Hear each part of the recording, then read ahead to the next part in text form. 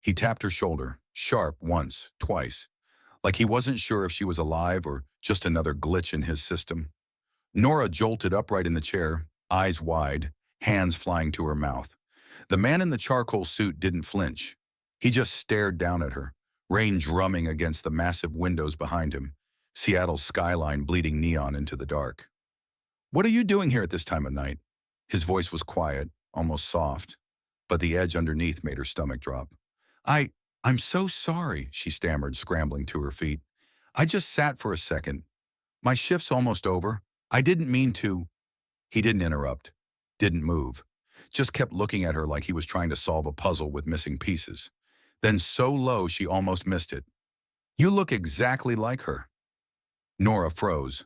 Her heart slammed once. Hard. "Like who?" she whispered.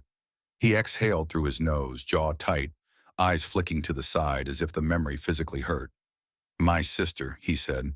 "The one who disappeared when we were kids. The one the police said probably ran away. The one I spent 23 years convincing myself was dead because it was easier than hoping." The office felt suddenly too small. Rain louder, air thinner. Nora's mouth opened, closed. I I don't know what you're talking about. I'm just the cleaner.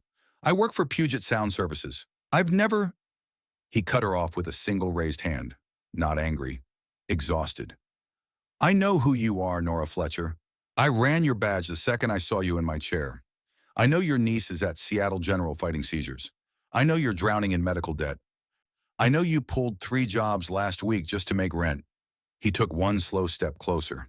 "What I don't know," he said, voice dropping to a near whisper, "is why the universe decided to put my sister's face on a stranger who fell asleep in the one place no one is ever supposed to sit." Nora's knees buckled. She caught herself on the desk. He didn't reach to help her. He just stood there, rain shadows sliding across his face, looking at her like she was both the answer and the wound he'd never let heal. "Before we continue, I want to speak to you for a moment.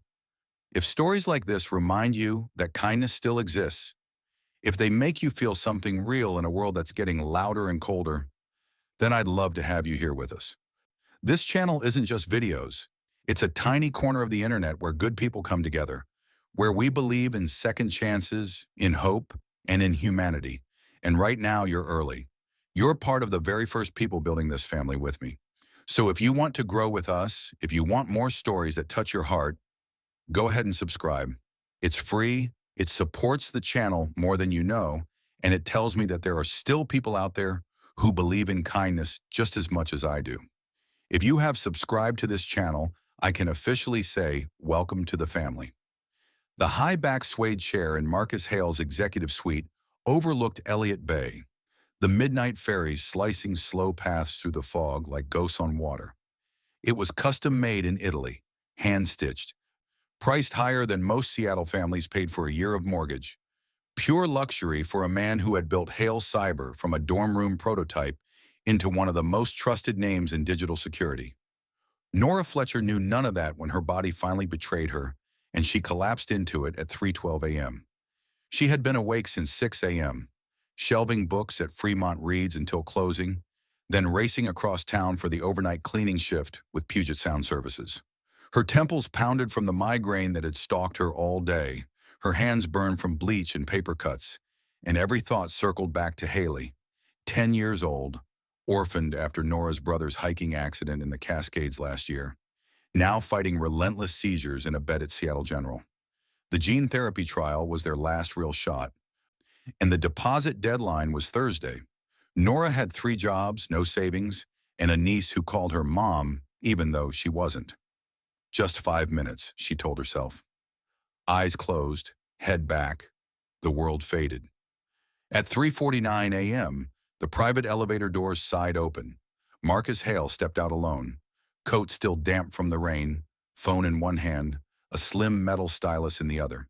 He expected silence. Instead, he found a woman asleep in his chair, cleaning caddy tipped over, mop handle leaning against his desk like a white flag of surrender. He stopped breathing for a second. Then he crossed the room in 3 quiet strides and tapped her shoulder with the stylus. Once, twice, sharp enough to wake her, gentle enough not to bruise. Nora jolted upright, eyes wide, hands flying to her mouth. The man standing over her was tall, lean, dressed in charcoal wool and a white shirt open at the collar. Raindrops clung to his dark hair. His hazel eyes were locked on her face like he had just seen a ghost walk out of a photograph. "What are you doing here at this time of night?" His voice was low, controlled, but there was a tremor in it she couldn't place. I, I'm so sorry," Nora stammered, scrambling to her feet. The chair rolled back with a soft hiss. "I just sat for a second. My shift's almost over. I didn't mean to." He didn't interrupt. He just stared, and something in his expression cracked open. Nora felt the air shift, like the temperature in the room had dropped 10 degrees. "You look exactly like her," he said, the words so quiet they almost dissolved into the rain. She blinked. "Like who?" Marcus exhaled hard through his nose, jaw clenching until a muscle jumped in his cheek. "My sister," he answered, "the one who disappeared when we were kids. The one the police said probably ran away after our parents died in that car accident. The one I spent 23 years telling myself was gone, because hoping she was still out there hurt worse than believing she was dead." The words hit Nora like cold water. She opened her mouth, closed it. Her pulse roared in her ears. I don't understand," she managed. "I'm just the cleaner. I work for Puget Sound Services. I've never met you before tonight." He raised a hand, not angry, just enough to stop her. "I know who you are, Nora Fletcher." He tapped his phone screen once, the glow lighting his face. "I scanned your badge the second I saw you in my chair. I know your niece Haley is at Seattle General right now, fighting seizures. I know you're drowning in medical debt for her gene therapy trial. I know you've been working 3 jobs just to keep her alive." He took one slow step closer. "What I don't know," he said, voice dropping to a near whisper, "is why the universe decided to put my sister's face on a stranger who fell asleep in the one place no one is ever supposed to sit." Nora's knees buckled. She caught herself on the edge of the desk. Marcus didn't move to help her. He just stood there, rain shadows sliding across his face, looking at her like she was both a miracle and a reopened scar. Then, without breaking eye contact, "I just wired the full amount to Seattle General, $160,000. Haley's therapy is covered, all of it. No strings on the payment itself." Nora's breath caught. Tears burned behind her eyes. "You... what? But there is a condition."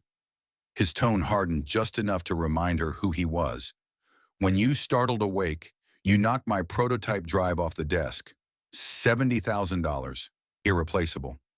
Add the medical bills I just paid, and the total is $160,000. You'll work it off. Live-in household manager. My villa in Kirkland.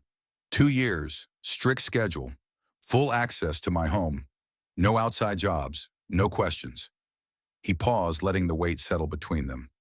"I'm not threatening to take the money back," he said quietly. "The payment to the hospital is done, irrevocable. But you owe me time, proximity, answers. If this resemblance is coincidence, fine. If it's something more, I need to know.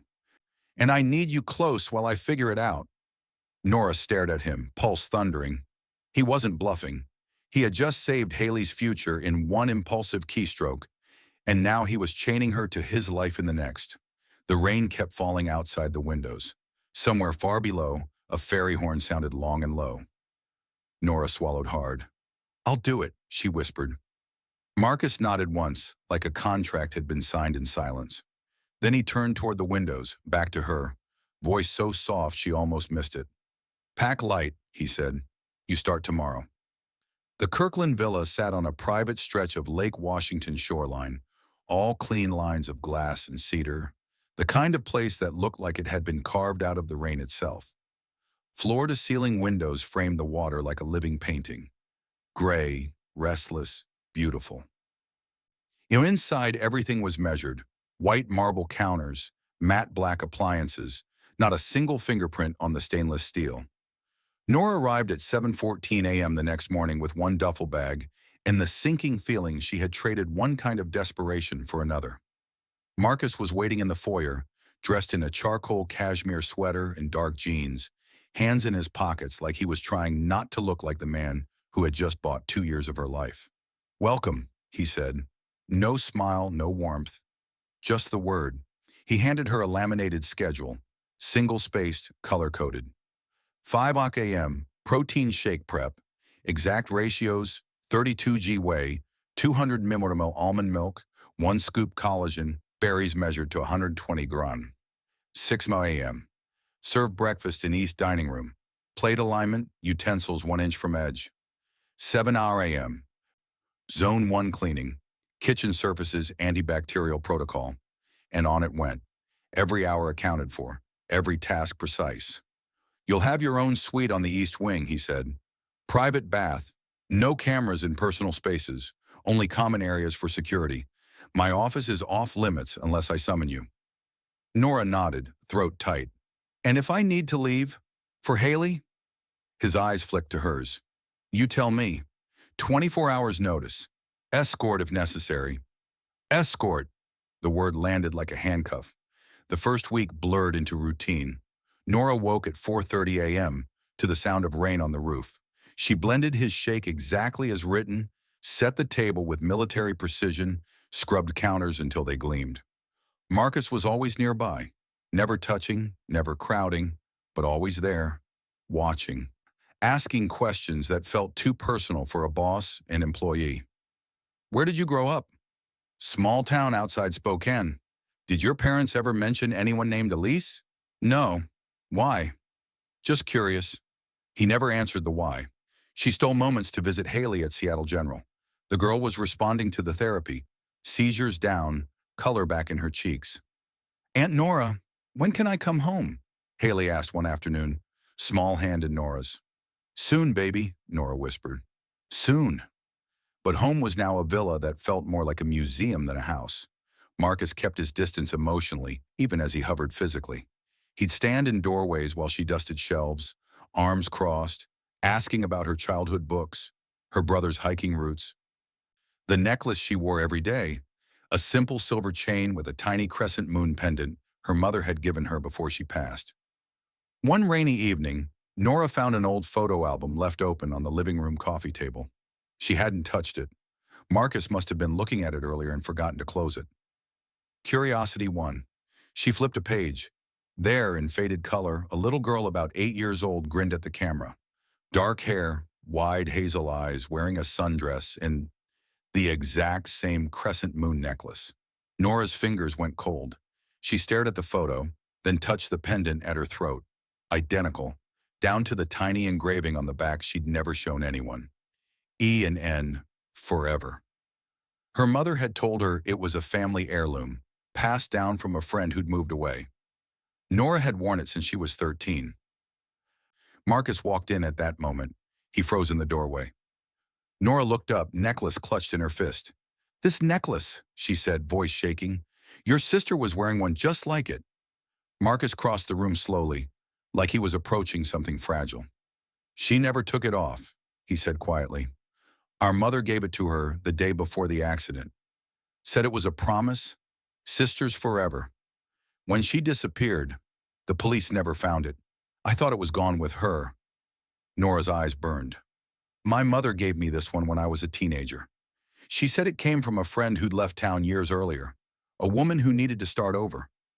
Marcus exhaled, long and ragged. "The same town," he said. "Spokane area. Your mother, she might have known mine, or known Elise. After the accident, my family fell apart. My father drank himself quiet. My mother moved us to a new town to escape the gossip. Elise vanished 3 weeks later. Runaway, they said, but she was only 11. She wouldn't have left that necklace behind." Silence stretched between them. Nora's voice cracked. "You think she could be my mother's friend? That the necklace passed to me because—" "I don't know," Marcus cut in, softer than she'd ever heard him. "But the resemblance, the necklace, the timing, it's not nothing." He looked away toward the dark lake. "I paid for Haley because seeing you in that chair, it felt like the universe was giving me a second chance to save someone I couldn't save before. But I trapped you here because I'm terrified if I let you walk away, you'll disappear too. Like she did." Nora stared at him. For the first time, She saw the man beneath the control, broken, grieving, desperate for answers. "I'm not her," she whispered. "I know," he said, "but you might be the closest thing to proof she existed that I've had in 23 years. The rain kept falling. Neither of them moved. Later that night, Nora's phone buzzed. "Taylor, I'm outside the gate. We need to talk. Now." Nora slipped out to meet her friend in the driveway, rain soaking them both. Taylor's eyes were blazing. "This is insane, Nora. He's holding you hostage. We can get a lawyer, sue him for coercion. The payment to the hospital doesn't give him the right to own you." Nora shook her head. "He didn't threaten to take it back. The money's already there. Haley's safe." "Then why are you still here?" "Because," Nora hesitated, "because there's more to this than money." She told Taylor about the necklace, the photo, the sister. Taylor's anger faltered. She pulled out her phone, fingers flying. "I ran a deeper check on him last night," she said. "Old articles, public records. Marcus Hale donated anonymously to a small orphanage outside Spokane for years, starting right after his sister disappeared. Thousands every month. Food, books, therapy for kids who aged out." Nora's stomach dropped. "That's the same place I lived until I was 18, she whispered. Taylor looked up, eyes wide. "He's been quietly supporting the exact orphanage you came from for 2 decades. Long before he ever met you?" Nora stared into the rain. Marcus hadn't just seen a cleaner in his chair. He'd seen a piece of the family he lost. And maybe, without knowing it, a piece of the life he'd tried to quietly repair from afar. Haley's room at Seattle General smelled like antiseptic and hope. The seizures had dropped to 1 every few days. Her color was returning, and the doctors were already talking discharge in a matter of weeks. Nora sat on the edge of the bed every afternoon she could steal away from the villa, holding Haley's small hand while the girl sketched fairies on the sand with crayons. "You look different, Aunt Nora," Haley said one gray afternoon, tilting her head. "Like you're carrying something heavy, but also lighter?" Nora forced a smile. "Just tired, baby. But you're getting better. That's what matters." She didn't tell Haley about the villa, the schedule, the man who watched her like she might vanish if he blinked. She didn't tell her that every night she lay in the East Wing suite listening to rain on the roof and wondering if she'd traded one cage for another. Marcus never asked about the visits. He just nodded when she requested the 24-hour notice, arranged a discreet driver, and waited until she returned. But on the 3rd week, something shifted. He appeared in the foyer at 8:47 a.m., dressed in a dark overcoat, hands shoved deep in his pockets. "I'm coming with you," he said. Nora stopped mid-step, keys in hand. "To the hospital?" He nodded once. "I need to see her, see where the money went." She searched his face. "You hate hospitals. You told me once, after your parents' accident, the smell, the beeping." "I know what I said." His voice was tight. "I'm going anyway." The drive was silent except for the windshield wipers and the low hum of the electric motor. Marcus stared out at the gray water, knuckles white on the armrest. When they reached Seattle General, he hesitated at the entrance, long enough that Nora almost told him to wait in the car. Then he squared his shoulders and followed her inside. The antiseptic hit him like a slap. He flinched, breath shallow, but kept walking. Haley's eyes widened when they entered the room. "Who's that?" she whispered. Nora swallowed. "This is Marcus. He's the one who helped with your treatment." Marcus stopped at the foot of the bed, hands clasped behind his back like he didn't trust them not to shake. "Hi, Haley," he said softly. "I'm glad you're feeling better." Haley studied him, then smiled. "You look sad." "But nice." Marcus's throat worked. "I've been sad a long time," he admitted. "But seeing you get better, it helps." Nora watched him, stunned. The man who'd once threatened her with debt now stood in a children's hospital room, pale and trembling, talking to a 10-year-old like she was the most important person in the world. After Haley fell asleep, they stepped into the hallway overlooking the ferry terminals. Rain streaked the glass. Marcus leaned against the wall, eyes fixed on the water. "I'm releasing you," he said quietly. Nora's heart stuttered. "What?" "The debt, the contract, all of it. Wiped. You're free. You can leave the villa tonight if you want. No repayment, No questions. She stared at him. Why now? He met her eyes. Because every time I look at you, I see her. And every time I look at Haley, I see the little sister I couldn't save. Paying for her treatment was the first honest thing I've done in years. Keeping you trapped here, that was fear, not justice. He exhaled, shaky. I don't expect forgiveness. I don't even expect you to stay. But I needed you to know the money was never leverage. It was atonement. Nora's throat tightened. She didn't know what to say. Gratitude and anger and confusion tangled inside her. Before she could answer, her phone buzzed. Unknown number. I know where you are. We need to talk. Now. Caleb. Her stomach dropped. Caleb Reed. Her ex. The coder who'd once dreamed of building the next big thing, until Marcus's firm acquired his startup in a hostile buyout 3 years ago. He'd never forgiven Marcus, or her for staying friends with people in the industry after they broke up. She showed Marcus the text. His face hardened. He's here?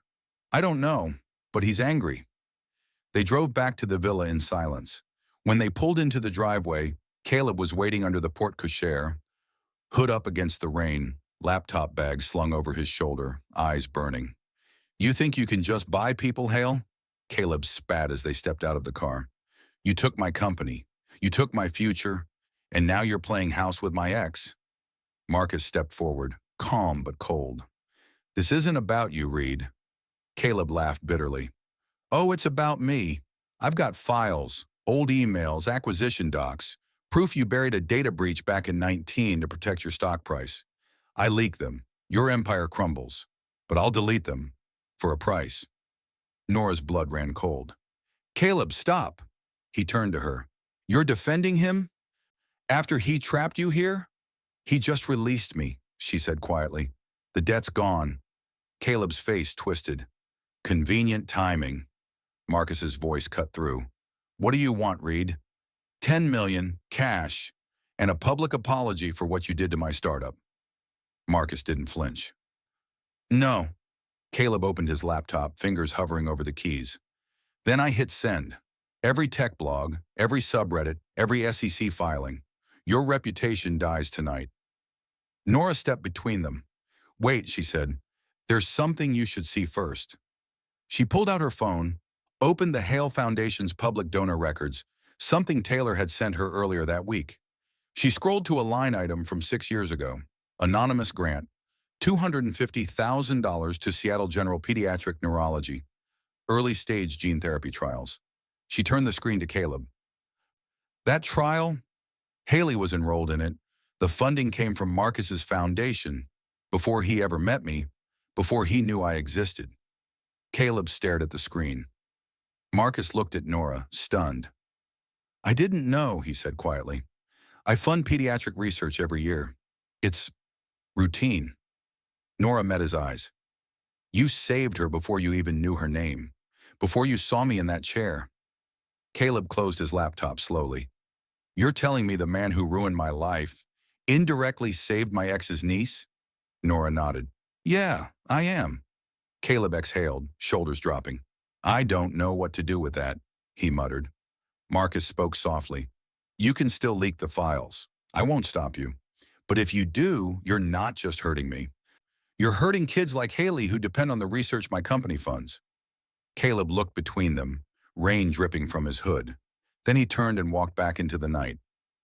No leak, no apology, just silence. Nora turned to Marcus. You didn't have to let him walk away with the files.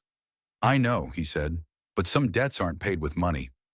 He looked at her then, really looked. And some ghosts, maybe they're not meant to stay buried. The rain kept falling, but for the first time the villa didn't feel quite so cold. The villa felt different now. Not warmer exactly. Marcus still kept the thermostat at a precise 68 degrees. The light still dimmed automatically at 9 p.m. But the silence between them had changed. It wasn't empty anymore. It was full of things neither of them knew how to say yet. They started talking in fragments. Late evenings after the last of the scheduled tasks, they'd end up in the living room overlooking the lake.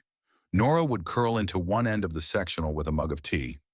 Marcus would sit at the other end, never too close, but never leaving the room either. She told him about her brother first. His name was Ethan, she said one night, staring at the dark water. He loved the Cascades more than anything. Said the mountains made him feel small in the best way. He took Haley up there every summer, teaching her how to read a compass, how to spot bear tracks. The accident, it was a rock slide. They said he died instantly. Haley was with him. She survived with bruises and a broken arm. I still don't know how. Marcus listened without interrupting. When she finished, he stared at his hands. My sister's name was Elise, he said after a long pause. She was 11. After the car crash that killed our parents, everything unraveled. My father drank. My mother shut down. I was 16, trying to hold it together. Elise started sneaking out. One night she didn't come back. Police said runaway. No body, no note, just gone. He looked at Nora then, really looked. I've spent half my life building walls so nothing could hurt like that again. Firewalls, security protocols, contracts. But you walked in and sat in my chair, and suddenly all those walls feel like paper. Nora didn't know what to say, so she didn't say anything. She just stayed. The shift came on a Tuesday. Marcus received an encrypted email from a private investigator he'd quietly retained years ago. Someone who never stopped looking, even when Marcus told him to. The subject line was simple. New lead, Elise Hale. He opened it in his office while Nora was wiping down the kitchen counters. She heard him swear, soft, shocked, and walked in without knocking. Marcus was staring at the screen like it had slapped him. The investigator had tracked a Jane Doe arrest in Spokane from 22 years ago. Petty theft, teenage runaway, released to a foster placement after social services intervened. The girl gave the name Ellie Hayes. No photo, but the physical description matched. Dark hair, hazel eyes, 5'2", crescent moon necklace noted in the intake report. The foster family, a single mother in a small house outside Spokane. Nora's mother. Nora read over his shoulder, breath catching. My mom took in a foster kid for 3 months when I was 15, she whispered. She never talked about it much. Said the girl was quiet, scared, didn't stay long, ran away again. Mom was heartbroken. She thought she could help her. Marcus closed his eyes. The dates line up, he said. Elise disappears. 3 weeks later, a girl matching her description shows up in Spokane under a new name. Lives with your mother, wears the same necklace, then vanishes again. Nora's knees felt weak. She sank into the desk chair, the same one she'd once fallen asleep in. You're saying your sister might have lived in my house, slept in the room next to mine, and we never knew? Marcus opened his eyes. They were wet. I'm saying the universe didn't just put you in my chair by accident. It's been trying to bring us back together for 23 years. Near misses, almost, and we kept missing. He stood, paced to the window. I blamed myself for years. Thought if I'd been a better brother, she wouldn't have run. Now I find out she might have been right under my nose, living with the woman who raised you, and I still didn't find her. Nora stood too, crossed to him. You were a kid, she said quietly. You were grieving. You couldn't have known. He turned to her. But I can know now. They spent the next week chasing leads together. Marcus pulled strings, old contacts in Spokane PD, social services records, faded case files. Nora dug through her mother's old boxes in storage, letters, photos, a single Polaroid of a teenage girl with dark hair and a crescent moon necklace, smiling shyly beside Nora's mom on a porch swing. The trail went cold after 3 months. The foster teen Ellie Hayes vanished again. No forwarding address, no school enrollment, no trace. But the truth settled between them like sediment. Elise had survived the first disappearance. She'd found temporary safety. She'd worn the necklace Nora now wore. And then she was gone again. One night, after hours of staring at scanned documents on Marcus's massive monitor, Nora closed the laptop. We may never find her, she said. Not the way we want to. Marcus nodded slowly. I know. But we found each other, she added. And maybe that's enough to start forgiving ourselves. He looked at her, long, searching. I've spent my life controlling everything because I couldn't control losing her, he said. But you make me want to let go. Just a little. Nora reached out, hesitant, and touched his hand. He didn't pull away. The rain outside softened to a whisper. For the first time in the villa, the silence didn't feel heavy. It felt like possibility. The rooftop of the Kirkland villa was rarely used. Too exposed. Too open to the wind and the rain, and whatever else the Pacific Northwest decided to throw at it.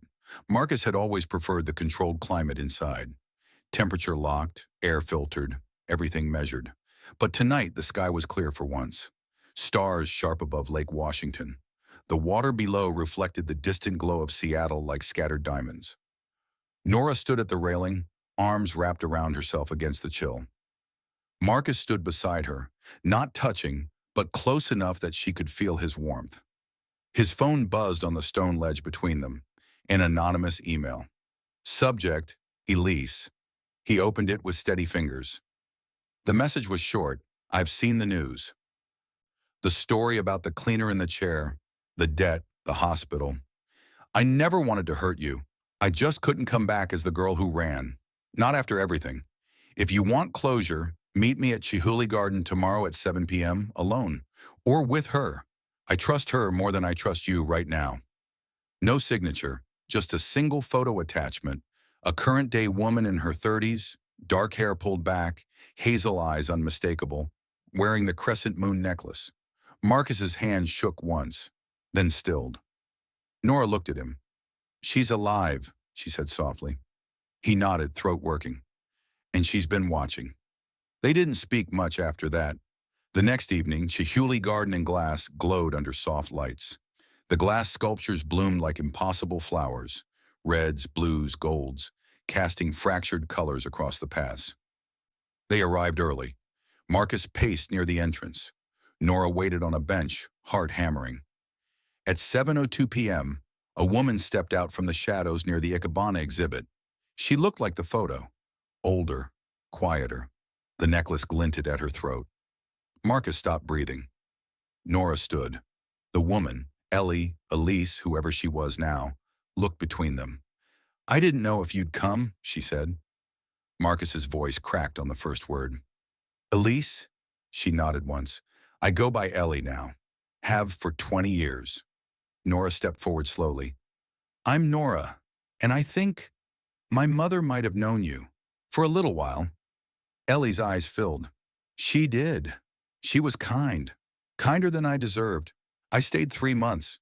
Then I ran again.